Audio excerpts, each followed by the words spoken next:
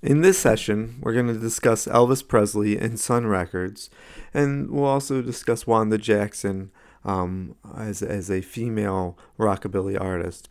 We will discuss some of the other rockabilly artists in the last session when we return to Sam Phillips and Sun Records. It's a reasonable question to ask why we might devote almost an entire session to Elvis. It won't be an entire session, and I don't think of it as devoted entirely to Elvis. I think that in some ways it's more devoted to Sam Phillips and Colonel Tom Parker than it is to Elvis, because we will be very interested in the recording studio methods, and we'll be very interested in the business and promotion efforts. So the first, of course, on the part of Sam Phillips, the second on the part of Colonel Tom Parker. We're also going to be very interested in Wanda Jackson and the promotion of her image, that shift toward rockabilly that she took when she was with Elvis for a while as a sort of power couple, and then her shift toward more authentic, what is termed more authentic country thereafter. But even without all of that explanation, it should be somewhat obvious why we might spend an entire session on Elvis. It's not that Elvis is a more important musician certainly not a more important musician than Little Richard. I wouldn't even say he's a more important icon than, say, Chuck Berry, and certainly not a more important musician. Chuck Berry is a composer. Little Richard is a composer. They're both hugely important icons for the way that people approached music and people understood the relation of race and music and so on, and we will be talking about them at the next session. But Elvis perhaps gets, whether deserves is the right word or not, a session to himself. Because he did, in some ways, not he personally, but his image, the business machine of Elvis Presley did so much to shape the way that popular music was understood, how it was regulated, how it was policed in certain markets and through certain controllers of power. And he also makes this transition, unlike Little Richard and Chuck Berry and Fats Domino. He makes the transition into the 60s and then the 70s because of some of the business acumen behind him. Again, not his business acumen, but the people that are hired to protect and promote him, and not protect him personally all the time. I mean, we might say that the reason that he dies relatively young, and the reason that he has such a hard life in the coming decades, the latter half of the 60s into the 70s, is because of some of the things we'll talk about today, some of the business decisions that were made on his behalf. So Elvis Presley becomes this very interesting character. He's a good singer. I'm not taking that away from him. I think his phrasing's very interesting. I think his articulation's very interesting. But he's not a great singer. He's not a composer. He wrote basically nothing. He helped shape a few of the lines of some of his songs, but he's not known as having completely written any of his songs. His impact has to do with a whole machinery at work. And that's important to remember. Because I think too often it's tempting for us to look at the great individuals. And that includes some of the people I think of as great individuals. I'm a guitarist, so obviously I have a sort of personal leaning toward Chuck Berry. And I'm a songwriter, and so, of course, I'm leaning toward Chuck Berry in a lot of different ways. But even Chuck Berry has an entire machinery behind him. Chess records, various promoters, and then also machinery against him, as we'll see. And Elvis also had a machinery against him. The difference really is that machinery against Elvis wound up being the same people that were working to promote Elvis, whereas the machinery against Chuck Berry, by and large, some of it had to do with poor promotion, but some of it just had to do with institutional racism in America. And we'll talk about that next time. Let's move forward. So here he is, Sam Phillips, right, at Sun Studios. In the 1940s, Sam Phillips is a DJ at WLAY, an AM radio station in Muscle Shoals, Alabama. And we'll talk about Muscle Shoals again next semester. That'll be an important location for us next semester as well. The station had a policy of open broadcasting, so that meant that it played both white and black music. Keep in mind, this is a southern station. Most of the southern stations were either all black or all white. The idea of having an open policy was fairly rare. And this Phillips claimed that this impacted his non-segregationist view of music. And I want you to look around YouTube for some interviews with Sam Phillips. He's a very interesting character. He reminds me a lot of one of my uncles. He's a big talker. And in that big talking, and now I'm not talking necessarily about my uncle, but about Sam Phillips, you could tell he's full of it in a lot of ways. He aggregates a lot of the credit for Elvis and for really the history of music to himself that he doesn't largely deserve. He certainly made a contribution, and I certainly don't want to take that away from him. But as far as he's concerned, he's the one that desegregated music. And you'll hear him if you see some of these interviews. He says it over and over again, that he says, what's with all this black music and white music? I think everyone should just get together. That's almost a verbatim quotation from one of his interviews. So Phillips is this fellow with a rather grandiose vision of himself. And what he's really doing in this time is he's working at a studio where both white music and black music's played, and so he's fitting the profile of that station. In 1945, he moves to Memphis as an announcer and a sound engineer for WREC. And it's in that venue in Memphis that he begins to branch out. On January 3rd of 1950, he opens his Memphis Recording Service. That's what it's called at first. And he specializes in recording black blues singers, most prominently Howlin' Wolf, right? So the early recordings of Howlin' Wolf, the early recordings of B.B. King, Junior Parker, Roscoe Gordon, and we saw also Jackie Brenston and Ike Turner. Those were recorded at Sun Studios, and many of them were shipped up to other record companies, like Chess Records. That's why Howlin' Wolf recorded at first at Sun Studios. By that point, I don't think it was any longer called the Memphis Recording Studio. It was called Sun Studios by that point. And he's recording there, and those recordings are being sent up with Sam Phillips's recommendation to Chess Records, and then they decide whether or not they want to distribute and publish and distribute those recordings. And of course they did, and Howlin' Wolf had an amazing career and eventually started recording directly at Chess Records. So this is largely an amateur recording studio. Now, be careful with this idea, right? The idea is that you didn't have to have a record deal to record there. It doesn't mean that you're necessarily an amateur musician. By the time B.B. King and Howlin' Wolf played for Sam Phillips, they already had professional careers, but they were local professional careers, and they were performance careers, live performance, not recording careers. So what Phillips did was he would record demos or records, and he would try to attempt to sell those to larger companies like Chess Records. So he licensed his recording to various other labels, especially Modern and Chess. And you'll remember he recorded Rocket 88 in 1951. 1952, because of the success of 1951's Rocket 88, when he sees how much success... now I can't remember. I think that was Chess Records too. I don't think it was Modern. At any rate, when he saw the amount of success that was made through that record, when he saw the amount of success that Howlin' Wolf was having with Chess, and including some of the albums or the recordings that he made at the Memphis studio, he started to think maybe he better branch out and have his own record company. So he starts his own label, which he just calls Sun Records, again focusing mostly on black blues artists. So now he has a roster of people like Rufus Thomas. Rufus Thomas has a song called Bearcat, which is basically just a ripoff of Hound Dog, but it goes to show you the flexibility of copyright and the flexibility of how much of a difference it has to be in order to be legal, right? I mean, Hound Dog goes, "You ain't nothing but a hound dog, what is the line? Something at my door, just begging at my door." It's not begging, I don't remember what it was.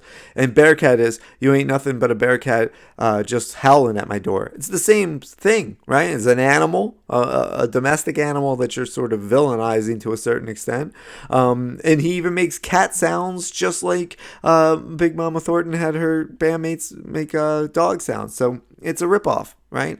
They pitch it as an answer song, and Rufus Thomas, he's also someone that's kind of interesting to see interviews with, because he often complains that Sam Phillips ripped him off, that song was this great creation and Sam Phillips didn't promote it enough. But it actually did quite well, considering it's basically an answer song that's really just disguising a cover.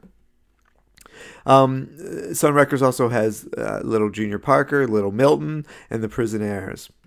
He famously claimed, though, that if he could find a white man who had the Negro sound and the Negro feel, he would make $1 billion. This is something that he apparently said at the time, and he says it in plenty of interviews, that he's looking for some. But he recognizes that despite his idea that everyone should get together and his sort of anti-segregationist ideals, or at least what he promotes as anti-segregationist ideals, he realizes that to have a truly wide audience, what you need is a white performer, that it's simply going to have more promotion behind it and more selling potential.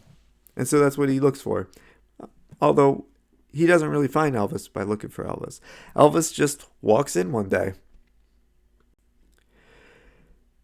Elvis very closely, when he was growing up, he very closely identified with black culture, and he hung out at black clubs. He often had to sneak in, wasn't allowed in the front door, in part because he was white and in part because he was too young.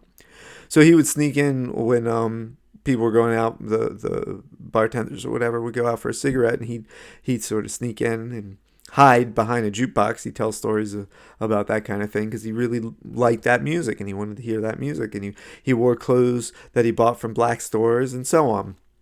And, some of his neighbors thought of this as a kind of eccentricity, right? That he's living in Memphis and he's very tied to black culture. Not that that's that hard to have happen in Memphis. Memphis is obviously a city with a large black population, and so many blues clubs and so on. Memphis still has a really great blues scene. So Elvis is very interested in that scene. On July 18th of 1953, he's working as an 18-year-old. He's working as a truck driver, and he pays $3.98, or roughly $4, to record 2 demo acetates. And he does this as a gift for his mother. One is My Happiness, which is this kind of, a ballad, a kind of devotional song, secular devotional song, and then That's When Your Heartaches Begin. And you can hear when you listen to it, they're both kind of meant to impress his mom, so they're very sort of light in his approach to vocal production. There's none of or very few really, of the Elvis mannerisms. It's this almost not quite crooning and not quite on pitch and not quite that great really. But he was heard by Phillips' collaborator, Marion Keisker. Sam Phillips likes to say that was his secretary. Don't believe it. That was his business partner. When in Sam Phillips's reimagining of his own past, he tends to give everyone a secondary character to his own leading role. But Marion Keisker was his business partner. She was invested in Sun Records, and she was a business partner. So she suggested that Sam Phillips take this young man seriously because she thought she discerned real talent in his voice. She played the acetates for Sam Phillips. He wasn't terribly interested, but then he saw Elvis, and he saw Elvis as this good-looking young man, and he thought, well, I don't know. And he saw that he dressed like in traditionally black outfits, or the latest style of black clothing. And so then he thought maybe this is what he's looking for. He didn't sound like it on those tapes, but maybe this is what he was looking for. So when Elvis returns in January of 1954 to record some more songs, including It Wouldn't Be the Same Without You, Phillips heard this, and he had his assistant call Presley, and they decided to have a more formal audition. And if you hear It Wouldn't Be the Same Without You, you're getting some of the Elvis mannerisms there, right? So some of the things that we associate with Elvis's voice are already happening before Sam Phillips got to him. But at the same time, the Elvis sound really is shaped in part by Sam Phillips and by Scotty Moore, as we'll talk about in a moment. So he auditions Presley, and he takes him to his home on July 4th of 1954 with Scotty Moore on guitar. Scotty Moore is deeply influenced by Chet Atkins, so he uses that thumb pick, and he uses his fingers. He does bends in the way that Chet Atkins does. He has that kind of, he's not nearly as complex in his approach to the finger style guitar that has Chet Atkins, but he's very influenced by it. It sounds like it a lot, and you'll hear that when you hear Blue Moon in Kentucky and That's All Right Mama. And then Bill Black is on slap bass. This audition goes okay. It's not great. They have a studio session on July 5th and 6th, so the very next days. And while they're in the studio, the story goes, things just aren't going well. And Sam Phillips is convinced that this is it. He's just not into this. It's not working out. He's wasting all of their time. Elvis isn't gonna do much. So he goes, and I don't know whether it's a bathroom break or a cigarette break, but he leaves the room. And when he comes back, Elvis is just messing around with That's All Right Mama, this Arthur Bill Crudup song, blues song. It's a great tune. You should listen to the original, and the Elvis version is quite good. It's really interesting. Very different from the original. Scotty Moore's guitar playing on that, I think, is really great. And I like Elvis's singing on that quite a bit, too. I like it a lot more than what he winds up doing later. At any rate, Elvis is apparently just messing around with this. The mic's still on, but the tape's not rolling.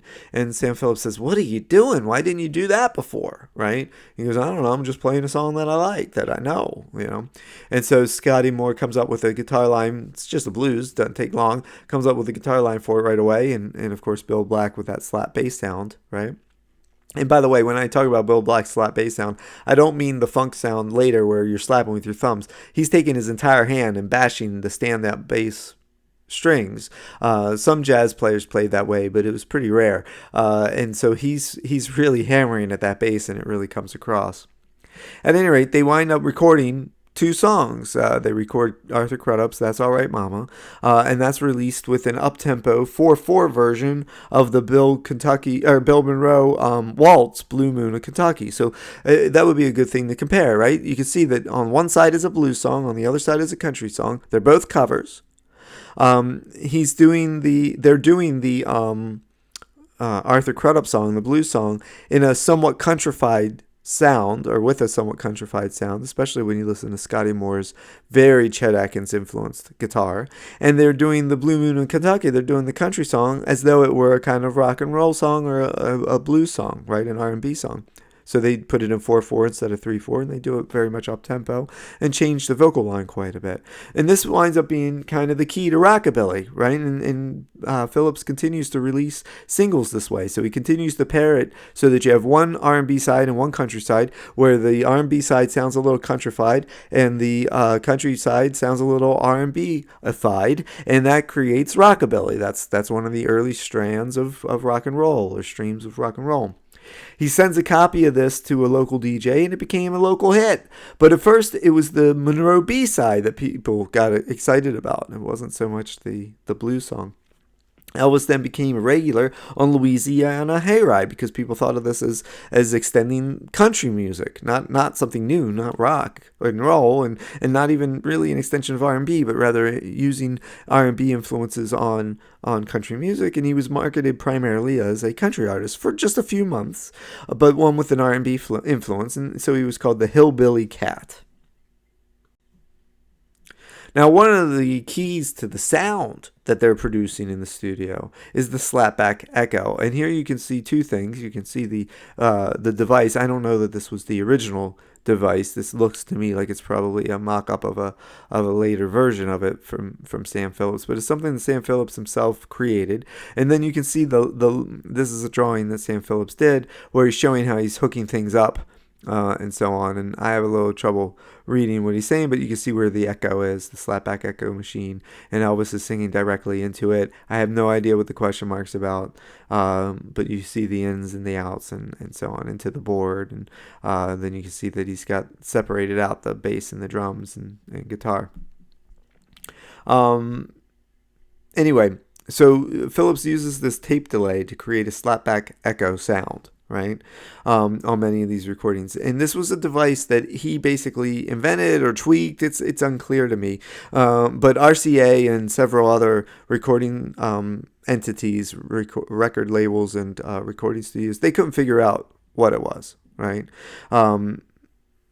when RCA Victor buys out Elvis's contract, and they get Elvis, of course, but they don't get that sound because Sam Phillips wasn't going to give that away, right? He doesn't tell them what that is.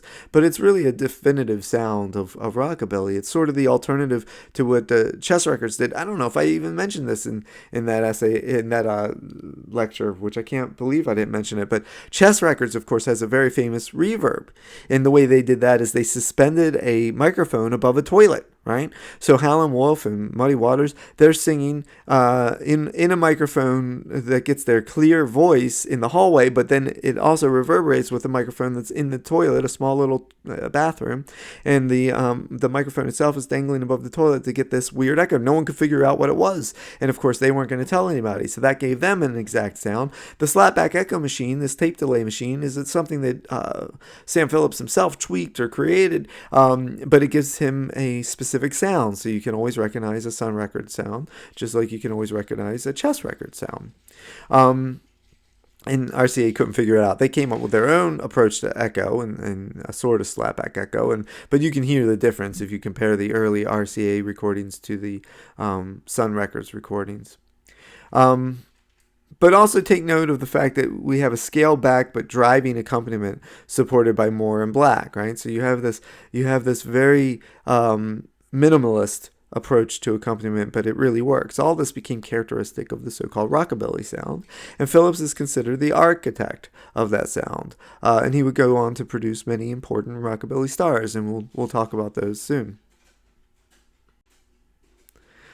But it's Colonel Tom Parker that really changes the entire direction of Elvis's career. He signs on to become Elvis's manager. He met Elvis through Hank Snow. I think I mentioned this before, the great country artist, the part of the Nashville sound.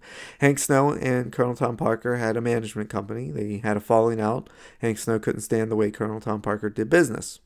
Colonel was a name he gave himself, or a title he gave himself, right? And so this guy's full of it. But being full of it makes you kind of a good promoter. Because what are you doing when you're promoting, right? You're not giving something to somebody that they fully understand. You're trying to show them the benefits of this thing, what can happen, the experience you will have, not the experience you are already having. So Parker found out about Elvis through Hank Snow, and Snow used Elvis as an opening act and agreed to manage Elvis's career. But then Snow and Parker had a falling out. Like I said, Snow called him the most dishonest person he ever knew. And Parker took control of Elvis's career and reputation, and he really cultivated that career very carefully. This was his biggest client. He had other clients, but this was his biggest client, and he treated him as such. He really recognized that this was his bread and butter. So despite the success that Sam Phillips had with those recordings of Elvis, he was in debt, right? Part of this, there's a problem that happens that I haven't mentioned before. There's a problem that many independent record companies experience, and that's this. When you're making records and you're making them at, say, a small to lower medium volume, you're not making that many, and some of them are selling well or even selling out, but not with such high demand that they can't wait for the next reissue, and a lot of them are just selling okay, then you're fine, right? You might not be making as much money as you want, but you can usually subsist, or maybe you're falling behind. But one of the curses, there are two basic curses for an independent record company at this time. You can either, obviously the obvious curse is if you're not successful at all, you just can't find anything, you're not putting out any product that anyone wants to buy. That can, of course, be an issue, a fatal issue for any business, obviously. But you can also be a victim of your own success when you're an independent label, because here's what happens. Record stores do not pay up front for these records, especially not for independent record companies. They pay after they sell the records. And if they don't sell the records, that's how they're doing it here in the 50s and with certain record labels and so on. That's not the same with Columbia Records, right? Columbia Records will send out a shipment of a whole bunch of different things, and they'll take a certain amount in advance, and then they'll wait for the rest. But they're already getting paid for some of it. Independent record labels don't have enough clout to pull that off. right? So they're shipping out, and they're usually shipping out just a handful of records, right? And they're shipping them out to these stores. Now, if one of those records sells out, then they get back orders, right?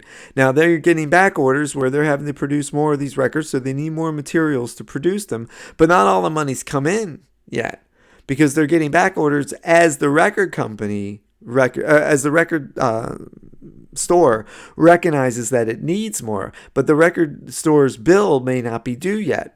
Now, that might not seem like a big deal if you're a record company that's only working with one or two stores, but if you're working with a whole bunch of stores and you're waiting for a whole bunch of checks to come in and they haven't come in yet, and yet you have to make more product, and people, and in order to fulfill customer demand and the prominence of Elvis, right? Elvis kind of skyrockets. In order to keep up with all that, you have to have this guy in the studio working. You have to pay the musicians to be there. You have to be producing product, and he couldn't keep up with it.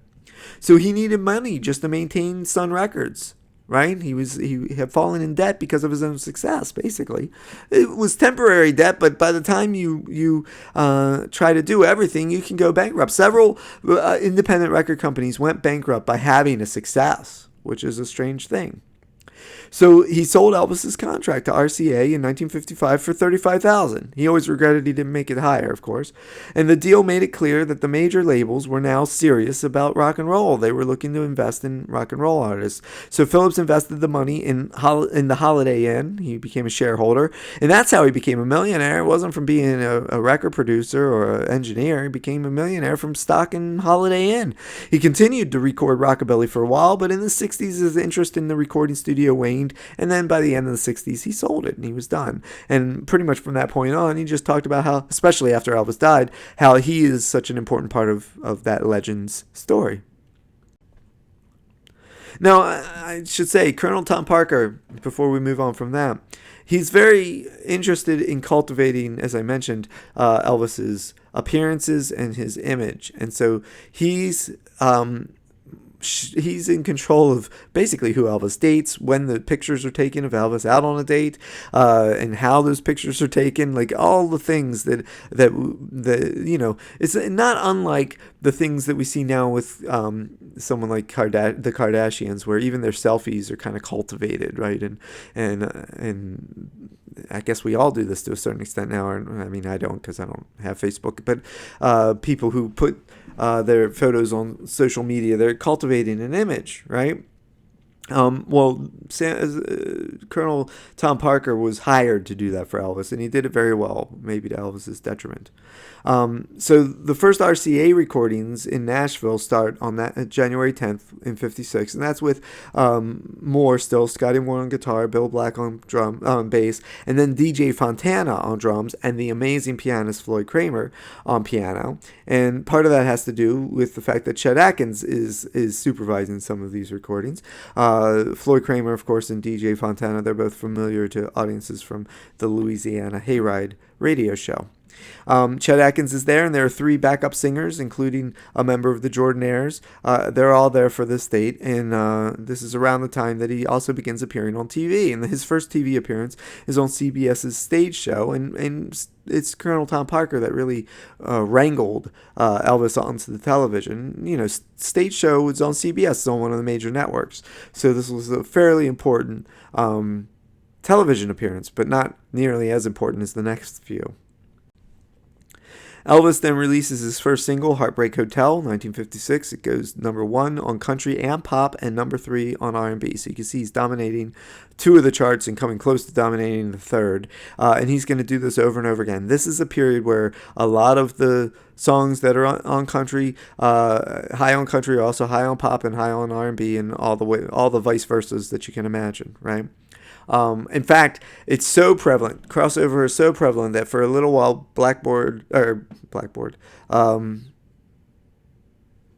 Billboard decides that they're no longer going to make a separate R&B and pop chart, right? That the charts so often are so similar that they're just going to combine it and have a single chart, and then they change their mind about that. But for a little while, that's the success of crossover charts, crossover charting in the 1950s, is that for a little while, Billboard thinks about just getting rid of the separate charts altogether.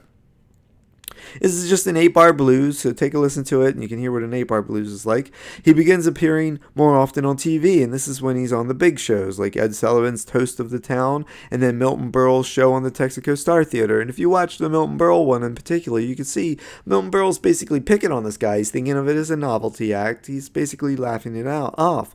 And later on, he winds up on other talk shows, and Elvis sort of participates in this, right? There's one appearance that apparently he wasn't happy about on the Steve Allen show, where he's dressed up in a tuxedo to show that he's a serious musician, and then he sings Hound Dog to a hound dog, right?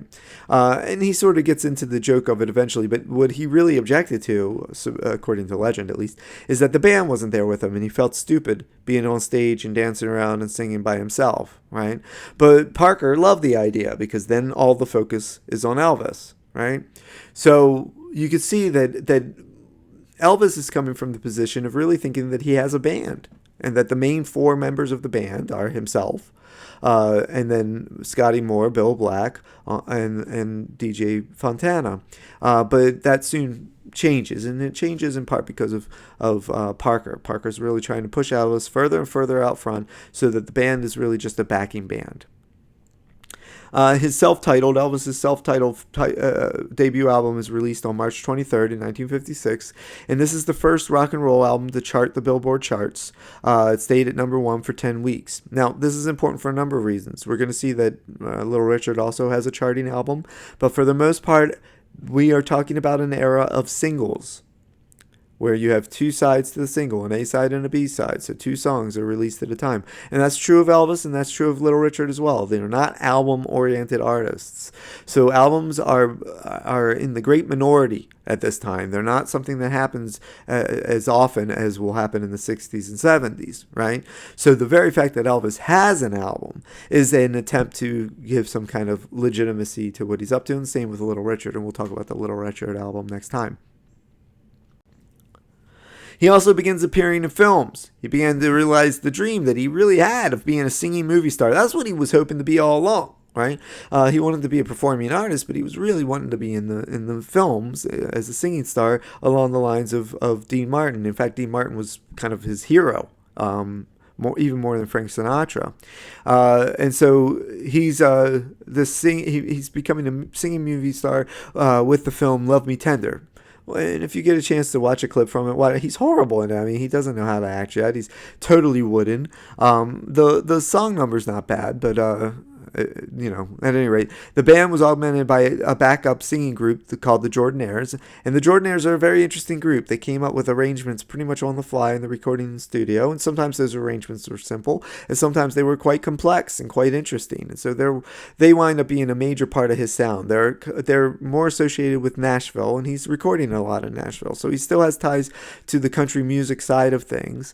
But they help give those recordings, those RCA recordings, their sound, and it's very distinct from the Sun Records sound. I kind of personally prefer the Sun Records sound. I like that raw kind of beginning, still finding its way kind of sound. But the RCA recordings are really polished. They're, obviously, I mean, Chet Atkins is producing a lot of them. They're taking all the tricks that it was learned in the Nashville sound, the development of the Nashville sound, and they're applying it now to rock and roll. So you have a string of hits. Hound Dog in 1956 becomes number 1 pop, number 6 R&B, number 10 country. Then Don't Be Cruel, which is number 1 on all 3 charts in 56. These 2 songs stayed at number 1 and number 2 together for 11 weeks. And so that's a record that won't be broken until the Beatles. Elvis is starting to get writing credits on pretty minor revisions. Remember, he's not really a songwriter, but what happens is they'll go in the studio and they'll say, do you like this? And he'll sing through it, and he says, well, I think it would be better if I did, and he does some slight variation on it, and then they give him writing credits. Why? Because of the same reasons that we've been talking about over and over again. If songs have his name on it, and especially if he sings it, then the royalties will go up, because the more he sells, the more they get paid, obviously, right? So people are treating Elvis as though he's a performer and a DJ all rolled in one. He has that kind of, not just charisma, but that kind of pull already. I mean, just within a couple, really a year, right, or so. He comes to the fore so quickly, and it's such a meteoric rise that people keep sort of betting on when the bubble's going to burst. And you'll see that in a moment that Colonel Tom Parker's kind of canny, smart in how he deals with this, right? Some of this I think was damaging, like I keep saying, to Elvis, and we'll get into specifics in a moment. But just as a business set of business decisions, Parker really figured out how to manage this guy's career. So notice what we've done so far. Let's rehearse what we've done so far. We started with a straightforward new sound, the rockabilly sound, more or less invented in Sam Phillips' studio. It's a combination of country and R&B, and it has a very distinctive kind of local Memphis sound. RCA Victor gets to it, and it starts polishing it up. It gives it a more national sound, a more Nashville sound. You've got some string arrangements here and there. You've got the Jordanaires, you've got a drummer now, piano, so a fuller sound. It's not as stripped down as the early Sun sound, and so it's more marketable, and it's more radio friendly, and it's more, it sounds a little closer to other kinds of music. And you also have, some novelty hits like Hound Dog, which had already been a hit and becomes a bigger hit for him. Don't Be Cruel has a very clear country vibe to it, although it's clearly a rockabilly song. And something like Love Me Tender is almost a straight out singing cowboy song, right? So there's more variety also. Instead of creating this hybrid genre, he's now using that as one among many genres that he will exploit, right? And again, this isn't his decisions. These are the decisions of record producers and of Colonel Tom Parker, with relatively little input from Elvis. And then this was perhaps Parker's most brilliant move. He realizes that Elvis is just saturating the market. And Elvis is pretty good about being in the studio, right? He spends a lot of time in the studio, and they're starting to work out some releases that are closer to standard crooner material, like It's Now or Never, which was the number one pop, number 7 R&B in 1960. That's not a country song by any means, right? That's a crooning song. It's like really sort of low level pop jazz, right? It's the kind of stuff that Tony Bennett sings, that Dean Martin sings, and now here you have Elvis singing it. And so Parker has him moving into these other genres, really trying to get him to saturate the market. But then he realizes, maybe I'm oversaturating the market. Elvis has spent so much time in the studio. He's got so many things to release. I actually don't need Elvis around for a while, and him being around all the time and playing so much, maybe it's oversaturation, right? So maybe I need to get rid of this guy for a little while. So what he does is he puts him in the Army from 1958 to 1960. And he's in the Army, but while he's there, they're slowly releasing songs. And what they do is they wait, a month or so, and then they release another song, another double single, right? 2 songs. So that there's always some Elvis around. There's always some new Elvis to listen to, but it's not a slew of it like there was for a while. There's not an avalanche. It keeps people's interest. Also, it's a great photo opportunity, as you can see. That's why I've included 3 photos. He's photographed more than anybody that's doing just basic military service. He's stationed in Germany, and he's getting his photograph taken all the time, right? And so he's being shown to be a good American boy, that he's doing the things that one ought to do as a citizen. He's therefore got this little bit of a veneer of patriotism, a veneer of responsibility, whereas, of course, he was marked as being a representation of irresponsible rebellion before this, right? I mean, all the hip shaking and so on. And let's not gloss over that. I guess I haven't mentioned it yet, but let's mention it now. One of the things about those early TV appearances is that you could see him shaking his hips the way that he does, and his version of black dance, basically. And so this was scandalous. That's why on the second appearance on the Ed Sullivan Show, they only filmed him from the waist up, so you couldn't see all that stuff, right? Now, your mileage and people's mileage at the time would vary. It's not that everyone found this scandalous, but some people did, and that helps, because a little bit of controversy helps get the word out, right? But at the same time, you need to make him highly marketable, so you have to somehow take that controversy, and so you send someone to the Army, and then this is a responsible young man. Sure, he's still interested in sex and moving his body or whatever, and that's still what a young man does, but he's also fulfilling responsibilities. It was a smart move, as silly as it might seem to us, and it also gave him the chance to get away from the scene where he's being seen with very famous women, actresses and other musicians and so on, in the tabloids in his sort of way. Ironically or not, this is also where he meets his future wife while he's stationed in Germany. And Parker really kind of controls the way that marriage is portrayed as well. So when he returns, he's widening his repertoire. It's Now or Never, 1960, and then milder countryish songs like Are You Lonesome Tonight, #1 pop, #3 R&B, #22 country. So obviously it hit the country charts, but obviously wasn't thought of as being as country as I think they were trying to make it out to be. The commercial move added to his marketability and made him a multimillionaire, but it's also why he's sometimes viewed as a sellout, right? He's no longer playing rockabilly or rock and roll, but he has a much wider audience, and he's crossing that generational divide. That's another important aspect of Elvis, that unlike a lot of the other rock and rollers who are only selling to the youth market, in the 60s he's crossed that generational divide. He's selling to young people, and there's a certain canniness to this, right? Like there's a song Sister Don't You that was released during all this stuff. That's very much a rockabilly song targeted to the kids. Then Are You Lonesome Tonight is much more for sort of an older crowd. It's Now or Never for an older middle-aged older crowd, and so on. So he's really trying to saturate the market again, but spreading it out a bit, not over-concentrating in one area. Now, Wanda Jackson winds up becoming known as the queen of rockabilly. She wasn't terribly interested in rockabilly at first, but her success, Elvis's success really inspires many people to similarly combine country and blues elements to produce a rockabilly sound. So some people that we think of as straightforward country artists like Wanda Jackson, and we'll talk soon about Johnny Cash, or that we consider to be not quite rockabilly like Roy Orbison. It's hard for me to think of him as rockabilly, but they get their start in rockabilly, right? Because they're emulating that sound. And then other people emulate it and continue to emulate it more openly, like Buddy Holly or Jerry Lee Lewis or whatever.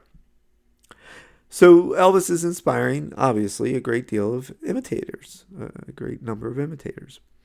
Jackson was discovered by Hank Thompson. Remember him? Wild Side of Life with the Answer song by Kitty Wells. Wanda Jackson is discovered by Hank Thompson in 1954, and she records a duet with him, You Can't Have My Love, on Capitol Records, which goes to #8 country. So she has a major hit in country music. She wanted to sign with Capitol Records, but she was turned down by the producer Ken Nelson, who said girls don't sell records. So she then winds up signing to Decca Records. So she releases a song on Capitol because it's a duet with Hank Thompson, so that's why they release it. But when she tries to get a record deal with them, with Hank Thompson's support, the producer Ken Nelson of Capitol Records says that girls don't sell records. So she signs with Decca. We'll see that Ken Nelson winds up eating his words, though, because starting in 1955, she begins to tour with Elvis, who encouraged her to sing rockabilly and dated her, right? So to sing a more popular, more accessible sound and song style. So she became a cast member on ABC's Ozark Jubilee from 55 to 60, and she signed with Capitol in 56 due to this new interest in her career as a rockabilly artist, and then she winds up working with Nelson, so the very guy that told her that girls don't sell records. She recorded numerous, mostly regional rockabilly hits, including Hot Dog, That Made 'Em Mad, Mean Mean Man, and Fujiyama Mama, which unbelievably went to #1 in Japan, even though it's clearly talking about atomic bombs and so on in post-World War II, the world in post-World War II. And then the song Honey Bop. But by 1960, she recorded her breakout national hit, Let's Have a Party. That was the big one. This was a song Elvis previously recorded. And she began writing her own music and veered toward a more classic country sound, with songs like Right or Wrong, which was #9 country, In the Middle of Heartache, which was #6, as she avoids the growling vocals characteristic of her rockabilly recordings.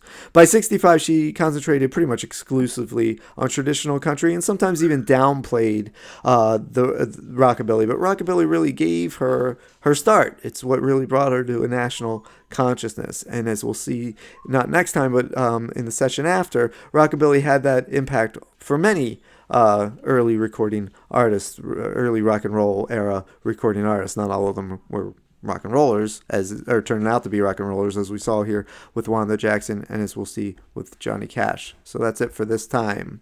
Talk to you soon.